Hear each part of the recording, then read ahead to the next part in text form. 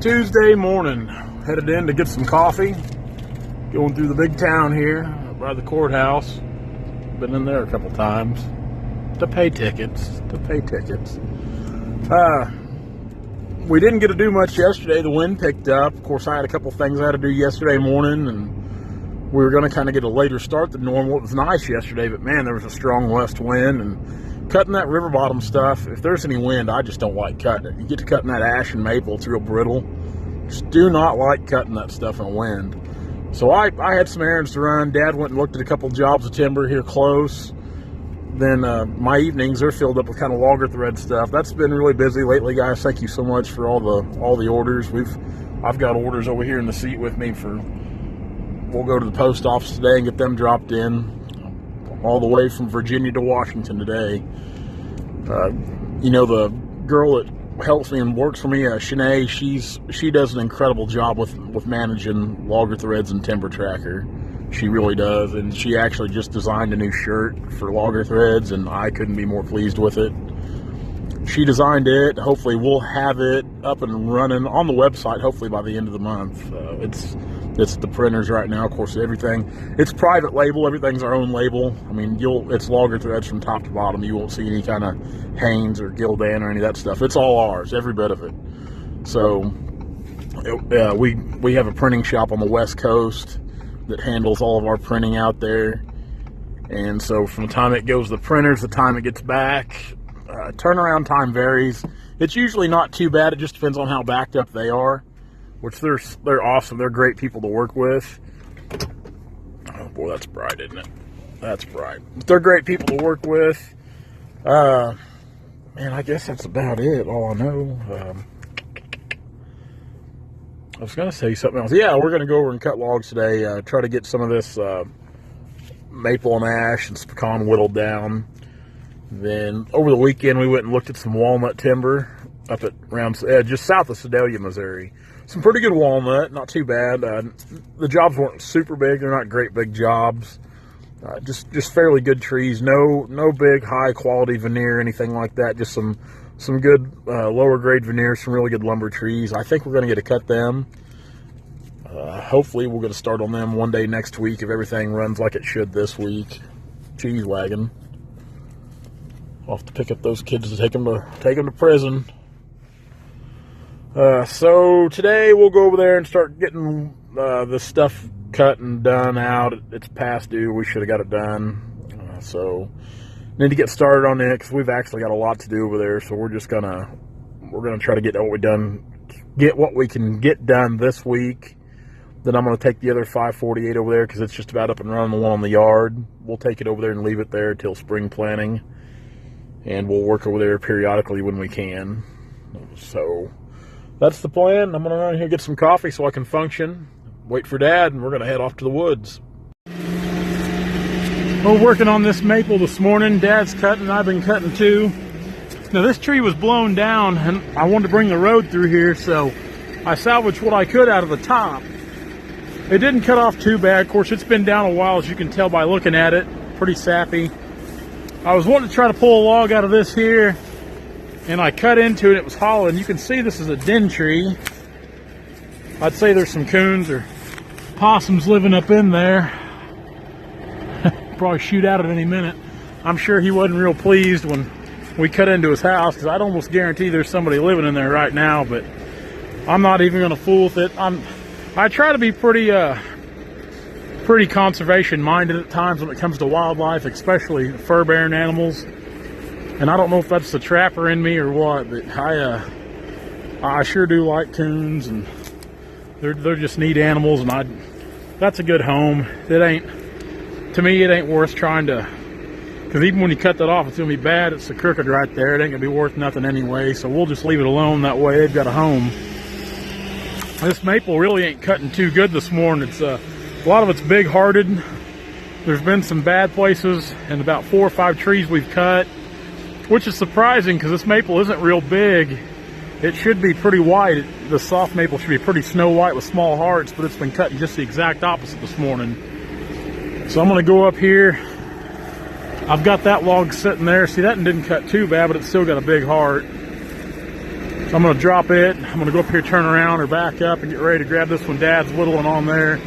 We've got several still up through here yet. There that one goes. It's falling.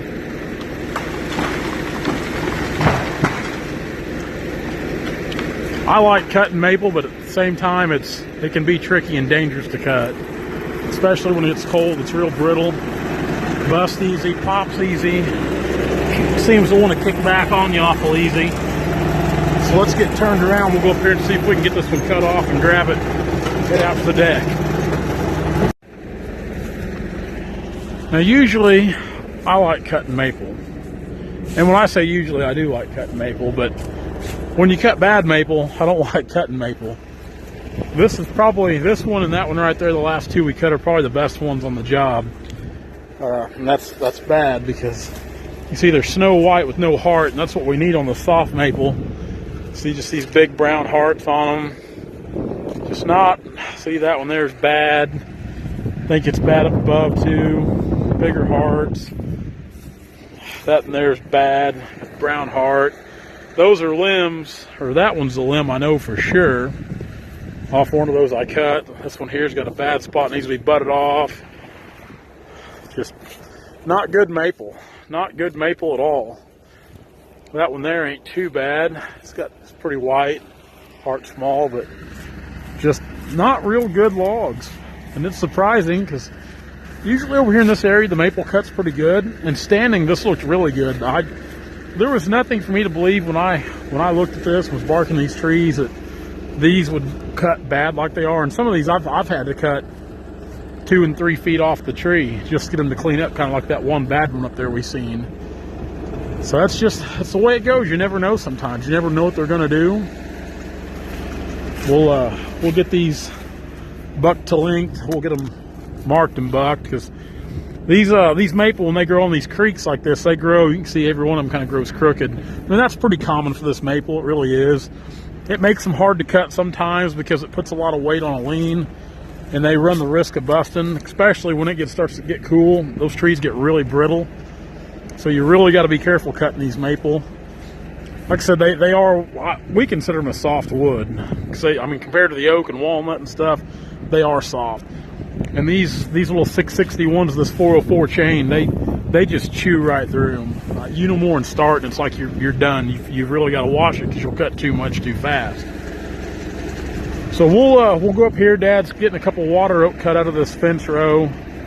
They're going to doze that fence row out, and they want us to kind of salvage what we could out of there. Kind of add to the pile, try to get a full load scrounged up here. We'll come back through here later. We'll mark them up and buck them to length. Once we can kind of cut the crooks out of them, we'll get the skid steer over here and lay them out and sort them. Then kind of do some finesse cleanup with the brush grapple, get some of these treetops and stuff out of the field. So let's go here and meet up with Dad and try to get these few out he's got. And we'll be cutting pecan the next few days over here. Mainly, it's what we'll be cutting. This will be all the maple. We're not going to cut any more of that stuff up through there. I hate to cut it. Rather than cut it and make the mess, we're just going to let it stand since it ain't cutting any better than that. Here we go. Well, that kind of concludes. Yeah, we're recording. Had to make sure. I can't see. That kind of concludes today's misadventure. Just kind of a bad deal about that maple. Just kind of.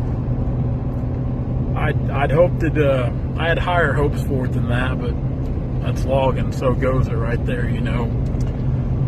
It's just the way it goes.